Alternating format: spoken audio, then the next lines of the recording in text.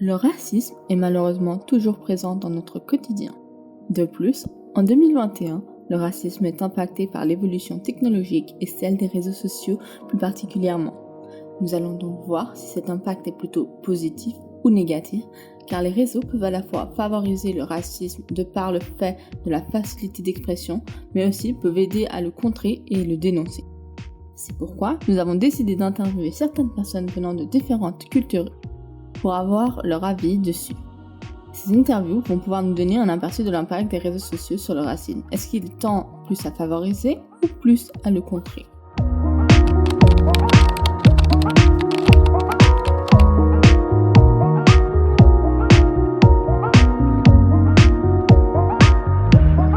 En vrai, moi, j'ai subi plus de racisme en vrai que sur les réseaux sociaux. À part une fois où il y a une dame qui m'a dit que c'était à cause des gens comme moi que les gens avaient une mauvaise image des personnes de couleur.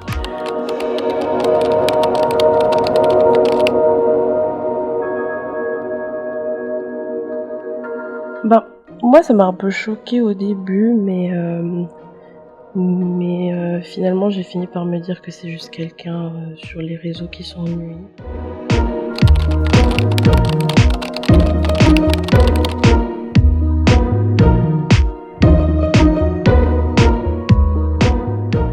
Non, pas nécessairement. J'imagine qu'il y a des réseaux sociaux qui sont beaucoup plus extrémistes que d'autres. Par exemple, 4chan. Je pense que dans ce contexte-là, le racisme il doit être assez présent comparé à d'autres réseaux. Non, j'imagine qu'il doit y avoir plusieurs niveaux dépendant de quelle application tu utilises.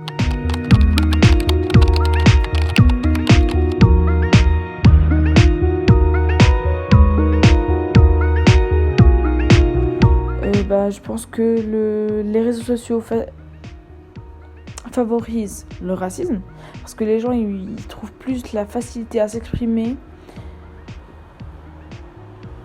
ou plutôt à exprimer leur racisme à travers les réseaux sociaux parce que en général on trouve plus la facilité d'insulter, de dire des méchancetés aux autres à travers des écrans plutôt que les confronter face à face. Donc, je pense que les réseaux sociaux permettent de contrer bien le racisme. Ils nous permettent de recevoir plus d'informations venant du monde entier. Donc, ça aide à éliminer les préjugés, etc. Mais je dois dire aussi que les réseaux sociaux nous permettent aussi voir plus de gens racistes. Je pense bien que les gens ont plus de facilité à exprimer leur racisme sur les réseaux sociaux, comme ils peuvent se cacher.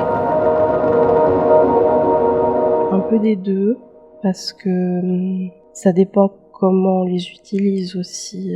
C'est possible effectivement que ça favorise le racisme si on décide de créer du contenu qui favorise le racisme. Mais il y a aussi beaucoup d'avantages. Moi, j'ai appris plein de choses aussi sur des réseaux comme Twitter en suivant des militants ou des journalistes qui font des petits posts pour expliquer certains concepts et ça peut être un outil éducatif aussi, je pense.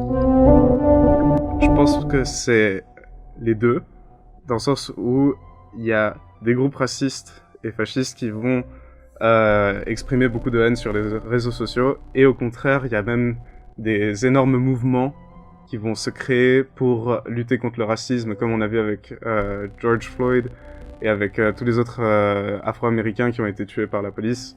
C'est aussi grâce aux réseaux sociaux qu'on a pu, que cette histoire a eu l'ampleur qu'elle a eue, quoi. Pour conclure, nous pouvons constater que les avis sont partagés. Les réseaux sociaux peuvent donc à la fois favoriser et aider à contrer le racisme. Bien évidemment, certains réseaux limitent les propos diffamatoires et discriminants, mais ne peuvent pas les éviter complètement. Les réseaux sociaux et la facilité d'expression qu'ils engendrent vont permettre d'une part à certains d'exprimer leur haine derrière un écran sans avoir à confronter la personne en face, ou d'autre part, permettre à certains de s'instruire ou encore de participer à des mouvements politiques. Prenons l'exemple du mouvement Black Lives Matter. Les réseaux ont pu favoriser et aider fortement au développement de ce mouvement qui existait déjà depuis 2013. Sans les réseaux, il n'aurait sûrement pas eu la même ampleur. Malgré tout, le racisme est, pour l'instant, plus présent dans la vie réelle que sur les réseaux sociaux. Ces derniers permettent de connecter chaque coin du monde et donc de partager des informations. Ils peuvent donc instruire les gens mais pas les éduquer. La question à se poser maintenant est: est-ce que les avancées technologiques vont permettre de réguler et de gérer ce racisme présent ?